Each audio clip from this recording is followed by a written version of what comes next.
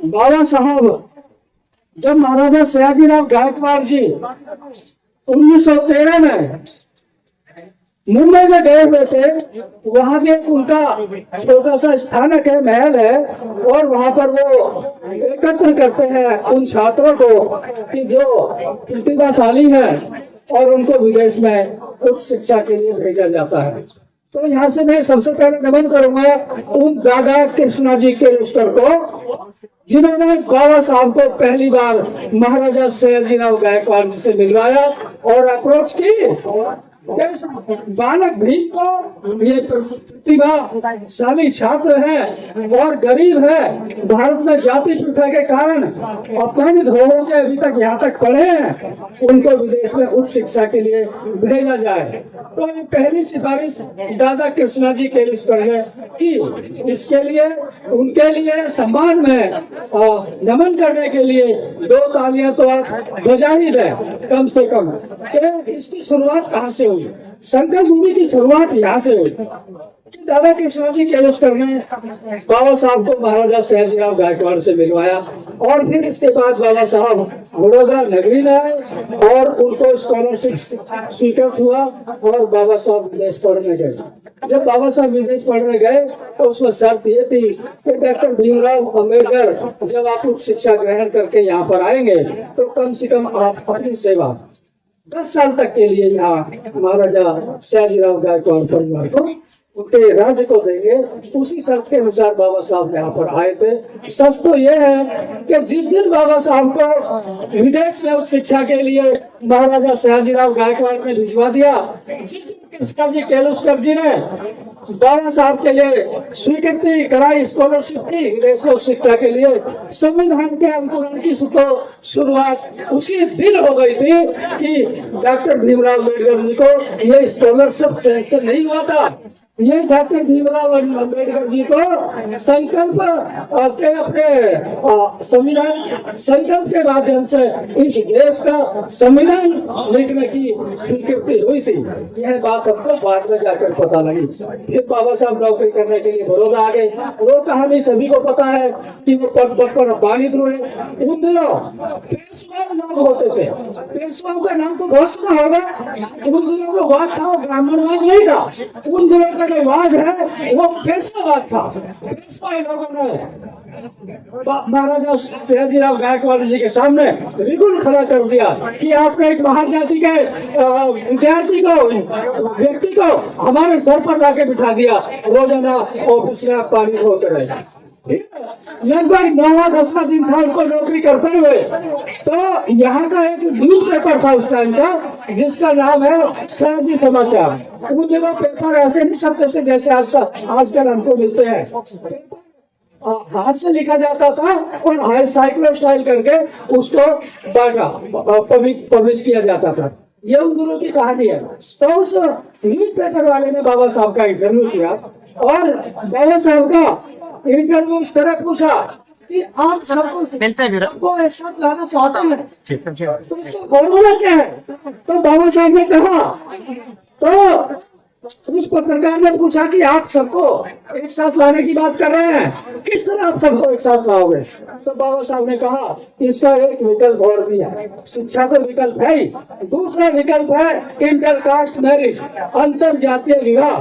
तो उस पत्रकार ने इस बात को इस तरह छापा कि डॉक्टर भीमराव अम्बेडकर ब्राह्मणों की लड़कियों की शादी, राजपूतों की लड़कियों की शादी अपने समाज में कराना चाहते हैं। और जब ये बात पब्लिश हुई पेपर में, तो तब जाके पारसी की धर्मशाला में, जहाँ पर बाबा साहब एदर सोराब जी नाम बदल कर रह रहे थे, वहां पर बाबा साहब के ऊपर हमला हुआ। तब बाबा साहब के खिलाफ पूरा बड़ौदा हो गया और जो पारसी लोग थे वो भी बाबा साहब के खिलाफ हो गए। पेशवाई लोगों ने बाबा साहब के खिलाफ पारसी लोगों को इस तरह चढ़ा दिया कि वो पारसी की धर्मशाला में गए और लगभग दर्जन भर लोगों ने उनके ऊपर हमला बोल दिया, सामान फेंक दिया। ये सब कहानी तो आपने सुनी होगी, लेकिन न्यूज पेपर में ऐसा निकला था, वो बात नहीं सुनी होगी। तो इस तरह बाबा साहब उस वक्त के भय के वातावरण में इसी पवित्र संकल्प भूमि पर आए और यहाँ पर संकल्प लेकर गए। उनको चिंता हुई कि मेरे जैसे व्यक्ति को इतना मानित किया गया, जो कि भारत का प्रथम नंबर का विद्वान है। तो बाकी जो जुल्म सहन कर रहे, गुलामी भरा जीवन जी रहे, उनके जीवन में कितने दर्द भरा जीवन होगा। तब बाबा साहब ने यहाँ से संकल्प लिया। एक बात और कोट कर दो, बाबा साहब ने मानवता के संरक्षण के लिए संकल्प लिया है, न कि किसी जाति के विशेष व्यक्ति के लिए संकल्प लिया। हमारे बहुत सारे भाई, बहुजन भाई ये कहते फिरते हैं कि बाबा साहब ने संकल्प लिया था, अगर मैं ये नहीं कर पाया तो मैं गोली मार लूंगा। ये बात बिल्कुल गलत है। जो हमने पुस्तक का अध्ययन किया, जो बाबा साहब के अनछुए पहलू जो नानक चंद्र रतूर जी ने लिखी, वो पुस्तक जो बाबा साहब के अंतिम शासक रहे, एक दूसरे लेखक हैं राम स्वरूप वर्मा, उन्होंने भी वो बाबा साहब से मिले। उन्होंने बोला कि आपने अपने ऊपर तो कुछ लिखा नहीं, संविधान लिख दिया, सब कुछ लिख दिया। तो उन्होंने बोला कि मेरे पास अपने लिख लेके टाइम कहाँ है। उन्होंने बाबा साहब की बहुत सारी इकट्ठी जानकारी की और अपनी पुस्तक में लिखा। किसी भी पुस्तक में ऐसा उल्लेख नहीं है कि मैं गोली मार लूंगा। इस तरह हम बाबा साहब का कद छोटा ना करें। बाबा साहब ने क्या संकल्प लिया वो हमारे बैनर पर लिखा हुआ है, वो आप ले लें। तो बाबा साहब ने जो संकल्प लिया, मानवता के संरक्षण के लिए संकल्प लिया, यानी बाबा साहब जो मसीहा है, देश के हर नागरिक के लिए मसीहा है, जो उस गुलामी भरा शोषण का भरा जीवन जी रहे थे, जिनका जीवन पशुओं से भी बदतर हो चुका था। सबसे पहले बाबा साहब उनके मसीहा लिए। जब बाबा मसीहा है, जब बाबा साहब ने संकल्प लिया तो सबसे पहला संकल्प यह है कि जो गुलामी भरा जीवन, पशुओं से भी जिनका जीवन बदतर हो चुका है, आज से मेरा परिवार, वो जो 5-10 लोगों का कुटुंब है, वो मेरा परिवार नहीं है। इस देश का हर वो व्यक्ति जो गुलामी भरा जीवन जी रहा है, जिसका जीवन इतना व्यतीत हो चुका है कि पशुओं से भी मुर्दों के समान हो चुका है, ऐसे समस्त नागरिक वो सबसे पहले मेरे परिवार के सदस्य हैं। आप उधर हिंदी के बोर्ड पर जाओगे तो एक शब्द लिखा हुआ, उस पर मुर्दों में भी जान डाल दी बाबा भीम तेरे, वो संकल्प में। वो इसीलिए कि जिन लोगों का जीवन गुलामी की भरा जीवन जीते जीते पशुओं से भी बदतर हो चुका है, उनको भी बाबा साहब ने ऑक्सीजन दी, जीवन दिया। इस तरह बाबा साहब ने जो मानवता की बात की, बंधुता की बात की, और इस बंधुता से ही देश की एकता अखंडता निहित होती है। अगर हम अपने समानता के संदेश को काट देते हैं तो इस देश की एकता अखंडता ही विकसित हो जाएगी। तो इस तरह बाबा साहब ने जो संकल्प लिया, उसी संकल्प को जो यहाँ से लेके गए और उस संकल्प को पूरा करने के लिए पूरा जीवन संघर्ष किया। 1917 में बाबा साहब ने संकल्प लिया। 1917 में ही साउथ ब्लॉक कमीशन आ गया। सबसे पहले साउथ ब्लॉक कमीशन का में बाबा साहब ने अपनी बात रखी कि ऐसे भी लोग हैं इस भारत में जिनको इंसान ही नहीं गिना जाता, उनको भी इस मानवता की श्रेणी में खड़ा किया जाए, इस तरह गिनती की जाए।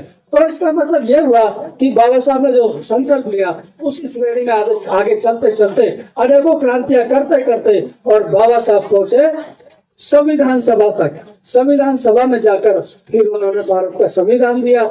जब बाबा साहब यहाँ पर बैठे थे, उनको अश्रु आए। वो अश्रु नहीं थे, वो संविधान की स्याही थी। जो उन्होंने संकल्प दिया, वह संविधान लिखने की कलम थी। और जब बाबा साहब ने संकल्प लिखा, संविधान लिखा, तो उनको भी वही अधिकार दिया और हमको भी वही अधिकार दिया। उनको भी वंचित नहीं रखा। लेकिन जब उन्होंने जब पेशवाओं ने अपने ग्रंथ लिखे तो अपने लिए सब कुछ लिखा और हमारे लिए केवल गुलामी लिखी। लेकिन बाबा साहब ने ये सारी गुलामी काट दी। बाबा साहब इसी पवित्र संकल्प भूमि पर बैठे थे। ये संकल्प सयाजी बाग है, उस टाइम का नाम कमाटी बाग था। इसी कमाटी बाग के अंदर जू भी है, चिड़ियाघर भी है। उसके अंदर शेर बंद रहते हैं जो पिंजरे में बंद रहते हैं। लेकिन बाबा साहब ने अपनी गुलामी की जंजीर तो काटी, तोड़ी, लेकिन यहाँ से संकल्प लेकर उन तमाम शोषित पीड़ित लोगों की गुलामी भरे जंजीर को भी बाबा साहब ने अपने संकल्प से काट कर फेंक दिया। आज जो यहाँ पर बैठे हैं, पहले जमाने में राजा महाराजा केवल जो किसी रानी महारानी की कोख में जन्म लेते थे वही होते थे। आज बाबा साहब के संकल्प के परिणाम से देश का कोई भी नागरिक इस देश का हुक्मरान बन सकता है। आप और यह कोई जरूरी नहीं है कि आपका जन्म किसी कोख से हुआ हो, किसी महारानी की कोख से हुआ हो, यह कोई जरूरी नहीं है। यह आपका जन्म आपकी सभी माता बहनों को, माताओं को बाबा साहब ने सभी को महारानी का दर्जा दिया है। ये बाबा साहब के संकल्प में ताकत है। और आज नरेंद्र मोदी जो प्रधानमंत्री है, आज द्रौपदी मुर्मू जो राष्ट्रपति है, इसके पहले मनमोहन सिंह जी थे, इसके पहले राष्ट्रपति प्रणब पाटिल थी। ये किसी ने किसी रानी महारानी की कोख में जन्म नहीं लिया। ये बाबा साहब के संविधान की देन है कि बाबा कि वो भी इस देश के हुक्मरान बने। ऐसे थे हमारे बाबा साहब। एक उनके जीवन की घटना बताऊं। 19 जुलाई 1926 को जब बाबा साहब के पुत्र राजरत्न अम्बेडकर उनके पास पैसा नहीं था और निमोनिया था और वो उनकी मृत्यु हो गई, पैसे की कमी में इलाज नहीं कर पाए और कौड़ी कौड़ी के लिए मैं मोहताज थे बाबा साहब। तो और अपने बच्चे के ऊपर कफन भी नहीं डाल सकते थे। ऐसी परिस्थिति ऐसे देखने को मिली। हम उनको भी नमन करना चाहेंगे। उस वक्त माता त्याग मूर्ति, माता श्री रमाबाई अम्बेडकर जी ने अपना पल्लू फाड़कर उस बच्चे के अपने डेड बॉडी के ऊपर चढ़ाया और इस तरह पूरा जीवन बाबा साहब ने कौड़ी कौड़ी के लिए मोहताज रहे, लेकिन वो हमारे लिए दौड़ते रहे। विदेशों में बाबा साहब के पास किसी भी नौकरी की कोई कमी नहीं थी, लेकिन संकल्प लेने के बाद बाबा साहब हमें छोड़कर नहीं गए। तो ऐसे महान बाबा साहब को ये और ऐसी महान त्याग मूर्ति को इस प्लेटफॉर्म के माध्यम से नमन तो बनता है। एक प्रश्न और है कि जैसे कि आपका नाम है, जो भी नाम है आपका नाम जो भी कुछ बोला जाता है वो कब बोला जाता है? जब आपके माँ बाप या परिवार के सदस्यों ने वो नाम रखा। तो हमने संकल्प भूमि ट्रस्ट और लाखों ने इस भूमि को राष्ट्रीय धाम घोषित कर दिया है। और लोग बाग इस चक्कर में पड़े कि भाई ये तो किसी दूसरे धर्म के लोगों की बात है, लेकिन ऐसा नहीं है। राष्ट्र धाम का मतलब है जहां से मानवता के ऐसे उच्च कोटि के संदेश गए हों जो पूरे देश को एक साथ जोड़ सके।